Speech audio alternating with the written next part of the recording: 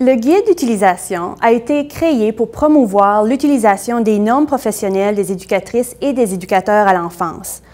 On veut aussi permettre des discussions et des suggestions au sujet des utilisations possibles sur ces normes professionnelles. Dans le guide d'utilisation, il y a 5 méthodes qui sont énumérées ou élaborées. Par exemple, ce sont seulement des exemples. Donc, il y a plusieurs autres méthodes que vous pourrez utiliser aussi et on vous encourage évidemment à utiliser vos propres méthodes en plus de ceux qui sont élaborés dans le guide d'utilisation. La 4e méthode élaborée dans le guide d'utilisation porte sur la détermination des besoins en matière de perfectionnement professionnel continu de l'éducatrice. Le perfectionnement professionnel est essentiel pour permettre aux éducatrices de parfaire de façon continue leur apprentissage et leurs connaissances. Donc, c'est quelque chose qui devrait arriver de façon régulière. Les normes professionnelles peuvent être utilisées pour vraiment aider à cerner les domaines où il est nécessaire d'aller parfaire ses connaissances et d'acquérir un complément de perfectionnement professionnel.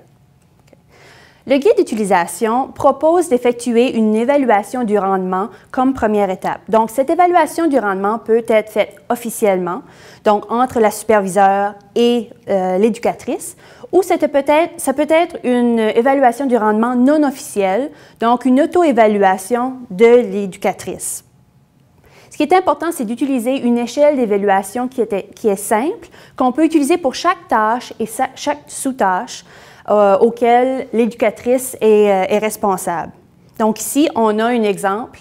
C'est un exemple parmi d'autres, mais vous pouvez utiliser celle-là si ça vous convient. Pour les domaines qui nécessitent une amélioration, l'éducatrice, lorsqu'elle fait son auto-évaluation, peut déterminer les activités de perfectionnement professionnel qu'elle aura besoin de faire pour justement s'améliorer.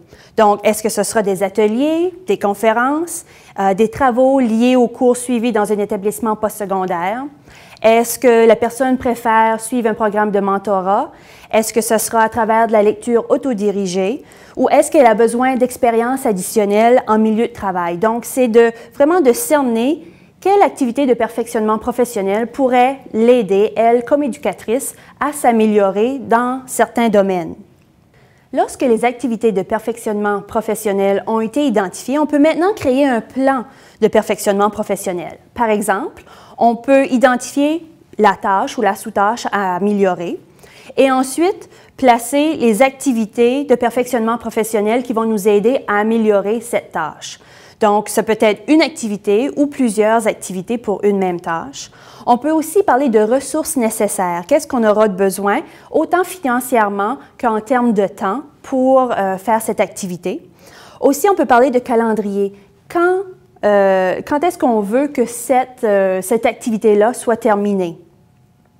Et ensuite, on peut placer de l'information sur l'évaluation. Donc, comment on va mesurer le succès de cette activité-là? Donc, lorsqu'on a développé notre plan de perfectionnement professionnel et qu'on a énuméré nos tâches et qu'on a suivi nos ateliers de perfectionnement professionnel, il est important, comme dernière étape, d'évaluer le succès du plan de perfectionnement professionnel. Est-ce qu'il y a des activités qu'on s'est aperçu qu'on avait plus de succès? Est-ce que, par exemple, on aime mieux faire des ateliers en groupe versus la lecture autodirigée? Donc, ça peut permettre ensuite l'éducatrice à savoir quel genre d'activité dans le futur elle voudra faire, quel genre d'activité est plus pertinente pour elle, pour sa situation personnelle.